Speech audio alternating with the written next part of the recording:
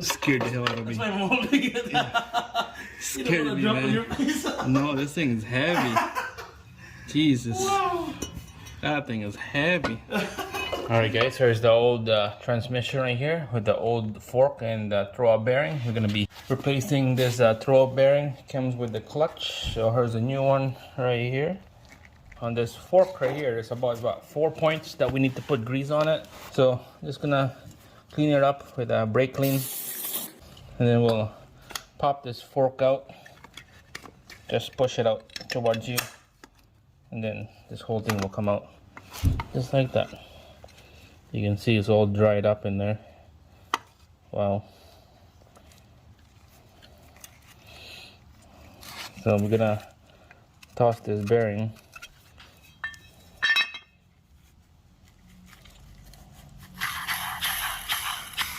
That would be really noisy. Alright, so this old fork right here, we're gonna be putting grease.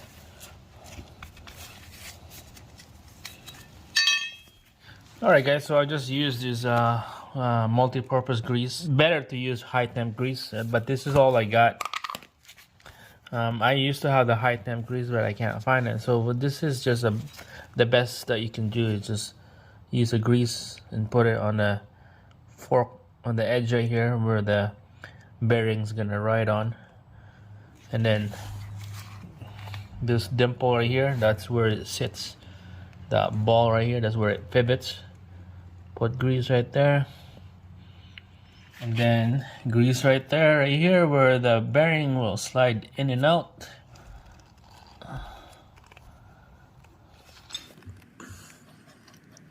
And then grease on the input shaft of the transmission, just like that. Alright guys, so after greasing up the shaft here, oh, here's a brand new throw-up bearing. This will slide in and out. With the grease will make this throw-up bearing less friction on the metal. So it looks nice. It looks like it's gonna work. So before we put that bearing in, we're gonna put the fork in here.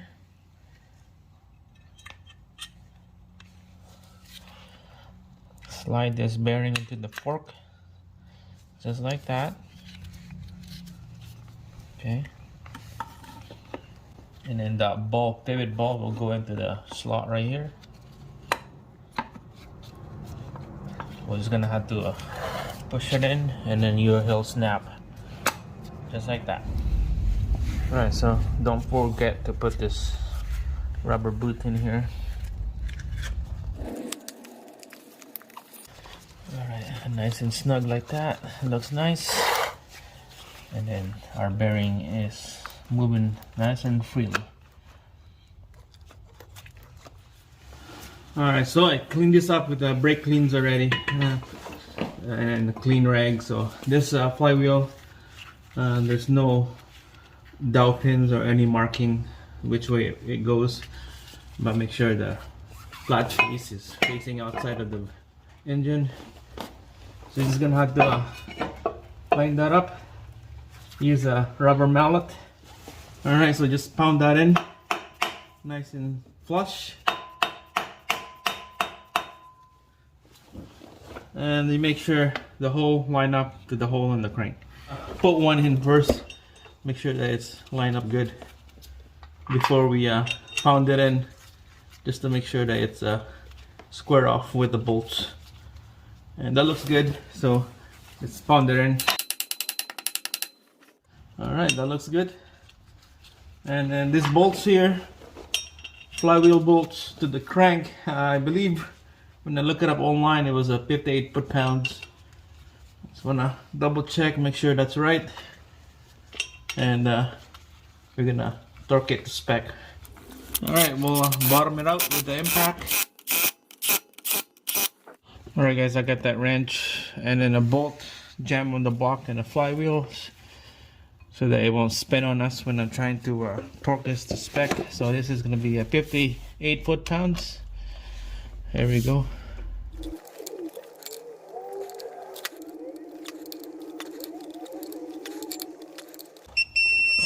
All right, guys, there we go. 58 foot-pounds for all those bolts right there for the flywheel crank. Now we're gonna put the disc and the pressure plate with the alignment tool. We'll install everything all together. All right, guys, so let's install the plate now. Make sure you install this in the right way. See how it's bulged right here, and then it's flat on this side. The flat end facing the flywheel.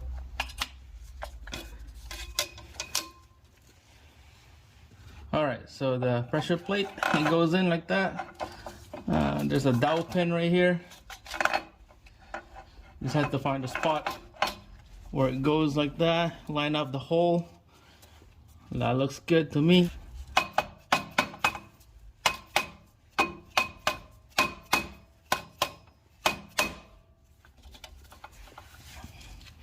Alright, we'll put a couple bolts so they will stay in here, so it's not gonna fall on us. Alright, guys, so 6 bolts on this pressure plate. This is the third one right here. One on that side, and 2 more on this side right here, and 1 up on the top. Okay, so I'm just gonna use a soft hammer to tap this in, and then we're gonna torque this to spec. We're gonna bottom it out first, evenly crisscross, so it's, and then we'll torque it to spec.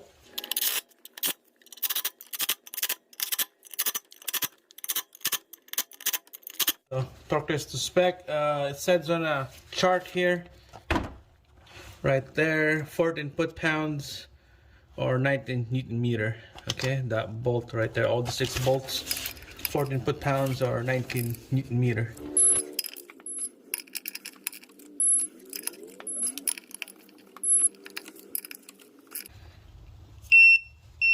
All right, there you go, guys. Torque to spec, everything is good. It looks nice and tight. Make sure this clutch disc right here is lined up, because when we put the transmission down in here, the input shaft has to go in here, so make sure this is all lined up. It's hard to see, it's more down on the bottom than the up, so the angle of camera, but it looks good to me. All right, let's bring up the transmission.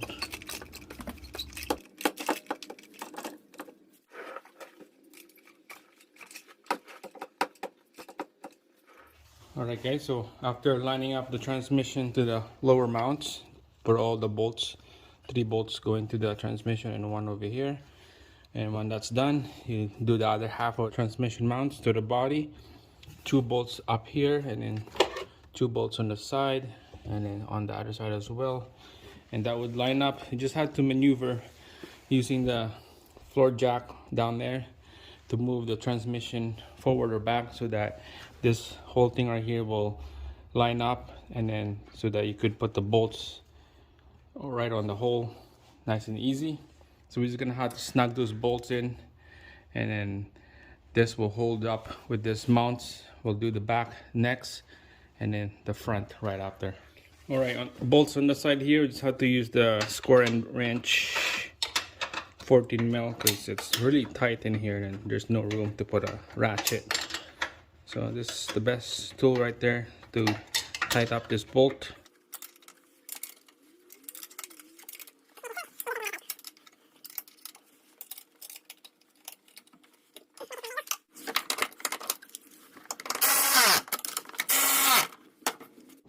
There you go, nice and snug. All right, so this bolt right here, we're gonna have to bring up the transmission up using the jacks, so that it will line up to that hole just like that. There we go. This is the long bolt, just like that, just like butter.